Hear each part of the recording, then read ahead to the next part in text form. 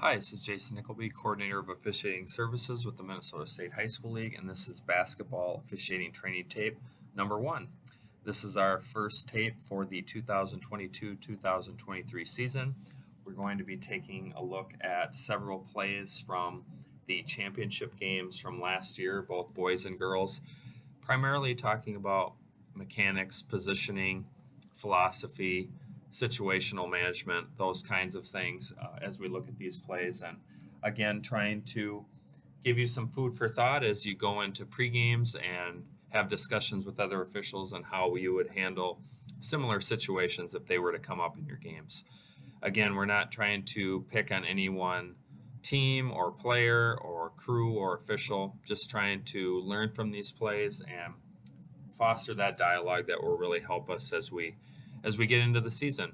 We know that you've had some games so far, but hopefully these will help as we get into the holiday season with some tournaments and then move into the conference play as we get into the first part of 2023. So thanks to all of you for your work and your service as an official, and looking forward to a great season. So with that, let's take a look at some plays.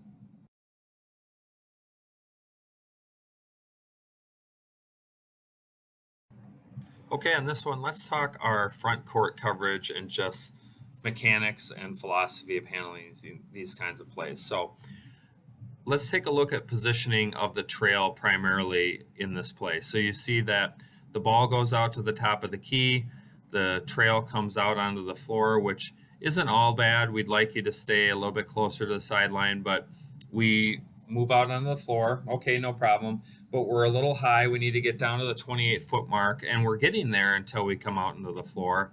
And then as we're trying to transition back to where we need to be on the court, the play goes away from us as trail and goes to the basket right in front of the lead here.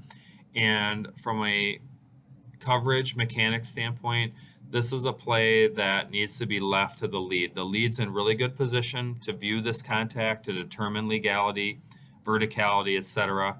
And trail, when this play goes away from you like this towards the basket into the paint, you need to just leave it go. This is not the trail's play. This is the lead's play. I'm not getting into the judgment of whether it's a foul or not. It certainly appears that it would rise to the level of potentially being a foul there, but this judgment needs to come from the lead, because the lead's standing right there looking right at this play, and as the trail, we need to allow this play to just go to the basket and let the lead have it. It's right there on their side of the paint. Remember, on a drive not involving a secondary defender, we're going to let the lead have all plays on their half of the paint. So the point of this play is trails, when the drive goes to the basket away from you into the lead's primary coverage area, we need to leave this go and allow the lead to make a decision of foul or no foul.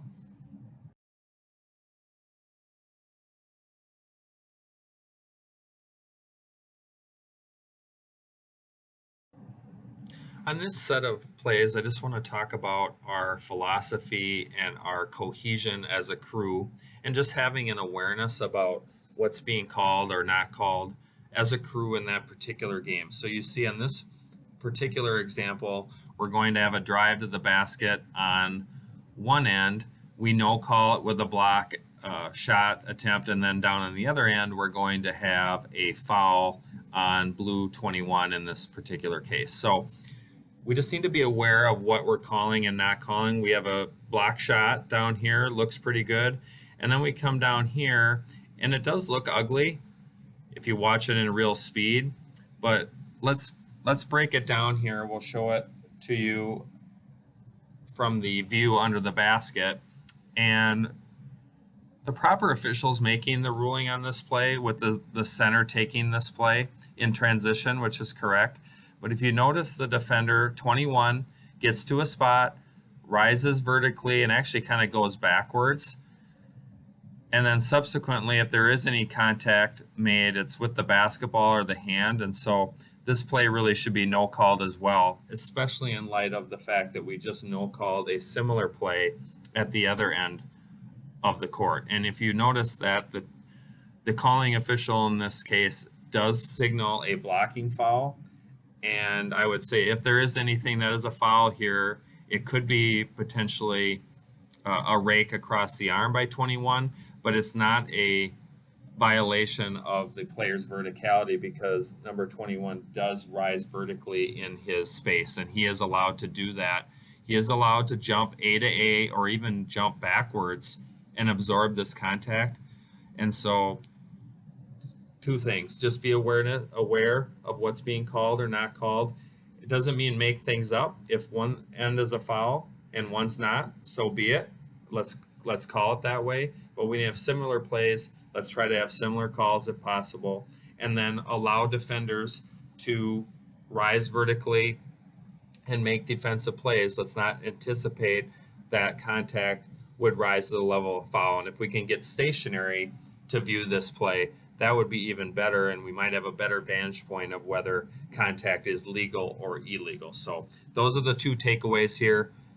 Be aware of what your crew is calling or not calling, especially on one half to the court to the other. And then secondly, let's just have an awareness of verticality, legal guarding position, etc., and make sure that we don't penalize defenders if they do rise vertically in their space.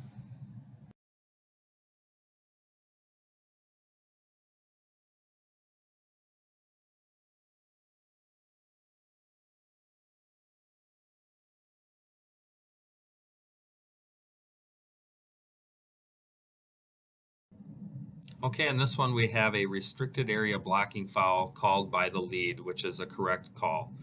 Couple things.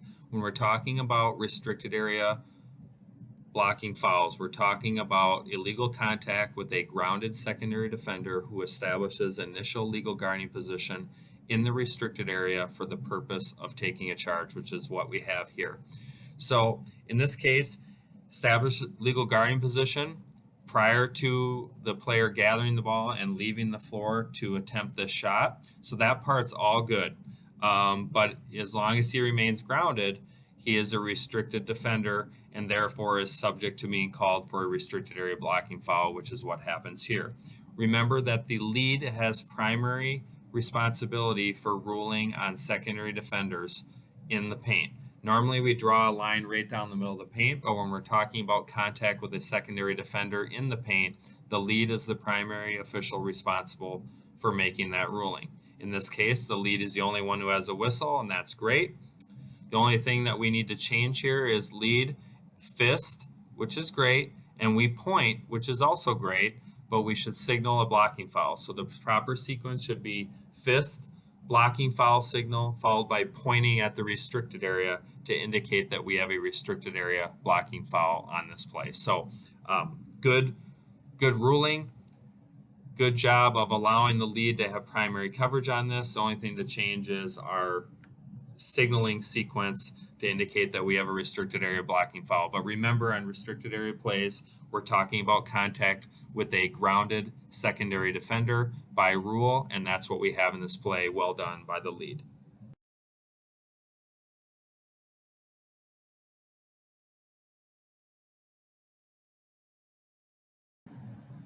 This play demonstrates excellent front court coverage and mechanics. So notice that we have the ball settle beneath the free throw line opposite the bench. The lead initiates a rotation, which is what we should do. The center, the new trail in this case, does not immediately run out to trail. He stays there and officiates the competitive matchup. It's way better and preferred to have two centers over two trails, and that's what we have in this particular case. So we stay there and officiate. That is excellent. The other piece that's really good about this is when we finally do have the shot attempt, the new center works beneath this matchup so he can view space to see the shooter all the way to the ground, and then indicates the three-point field goal is good. So this is excellent coverage in the front court. Center does not leave his position to go to trail, officiates the matchup, stays there until he needs to. In fact, it's totally fine to stay where he is. And then we have the shot attempt.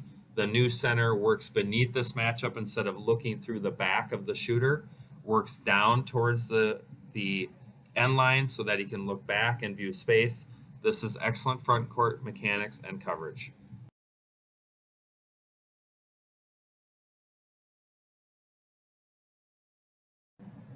On this play example, we have excellent front court coverage. We're utilizing proper mechanics and good foul recognition and judgment. So in this particular case, we have the lead initiates a rotation because the ball settles beneath the free throw line. The center stays there and officiates the matchup, does not vacate, just like the last play. No reason to just rush out to trail. We do a nice job of staying put and officiating.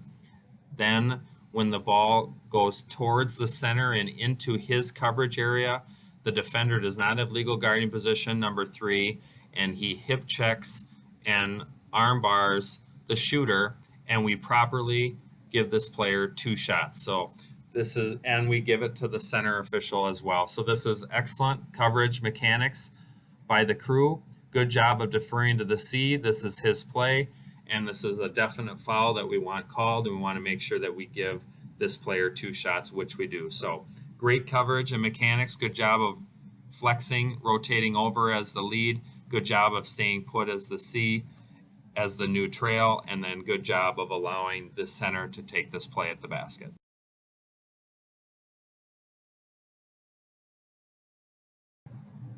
On this play, we will come down in transition with the C opposite the table. He works beneath that initial matchup, and then he comes out to officiate the closely guarded situation, which forces a rotation of the lead. This is called a C-initiated rotation because the center is coming out to officiate this matchup out top, which forces the lead to come over and assist on that side of the floor. So he comes out towards the division line. This forces a rotation, and then the new center is in very good position. Now, the only thing is, as the new trail, we wouldn't want to come out this far. Let's just stay there at the 28-foot mark and officiate that matchup with the closely guard situation. But overall, really well done in working beneath the matchup, forcing a rotation. Good job by the lead recognizing this and coming across. And then the other thing I would point out on this play from a coverage perspective is now this is on the lead's half of the paint, so this would be his play to judge relative to contact, etc. And notice that the shooter picks up his pivot foot and kind of steps forward with it, but never puts it back down on the ground. Therefore, this is not a traveling violation, and this is properly no call. The left foot is the pivot foot, and he picks it up, steps through, but never puts it back on the ground and shoots. And this is a legal play. So very nice coverage. Just stay at the 28-foot line as the trail, or as close to it as we can. But ultimately, really good coverage and positioning and good judgment of no traveling violation on this play.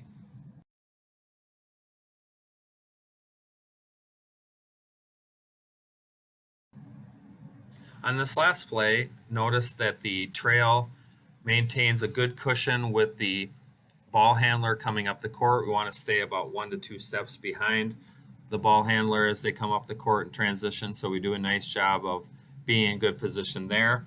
And then when we get into the front court, we're ready to officiate, and we're going to officiate our primary coverage areas, which, remember, as the trail, you have all the way to that lane line, all the way out to the division line, 60-40 coverage. And you see number 2 plays through the back of the ball handler. This is not legal guarding position, and so therefore this is illegal contact, and it's properly called as a foul. So that's a primary coverage area of the trail because it didn't get past that lane line towards the center. So the trail takes this play, which is well done. This is not legal guarding position. This is a foul and one we want called, so that's well done as well. And then the other piece of it is we indicate the throw-in spot prior to reporting the foul to the table, and we take it out at the proper spot. That's something we need to do a little bit better as basketball officials, is making sure that throw-ins are taken in the correct spot. And remember that we are bounce passing on all throw-ins, regardless of location. So well done here on coverage and transition. Nice job of recognizing this illegal contact and calling the foul. And then also a very nice job of indicating where the throw-in spot is, and then going to our next spot so we can put the ball in play. Well done by the crew. Okay, that will do it for training tape number 1. Remember, Minnesota officials, if you want to be considered for a state tournament assignment, we are requiring that you watch these videos on Arbiter. So if you're not watching this on Arbiter, you're watching it on YouTube, it would not count for credit, so make sure you watch it on Arbiter. We are putting it on YouTube so that our coaches or others can access these videos and view them at their convenience, as well as officials who've watched them on Arbiter once can view them a second time on YouTube. But really appreciate the officials and their work and their willingness to allow us to look at these plays to get better as officials. And high school basketball is really difficult to officiate. High school players are getting bigger, faster, stronger all the time, and so it's really nice to look at plays and have an idea about what we want to do as a group and as officials across the state, across the country, be as consistent within the game as we can be, and keep working hard and getting better all the time. So appreciate all of you and your work. Keep it up. Good luck over the next week or two, and we'll get another tape out here very soon. Have a great weekend.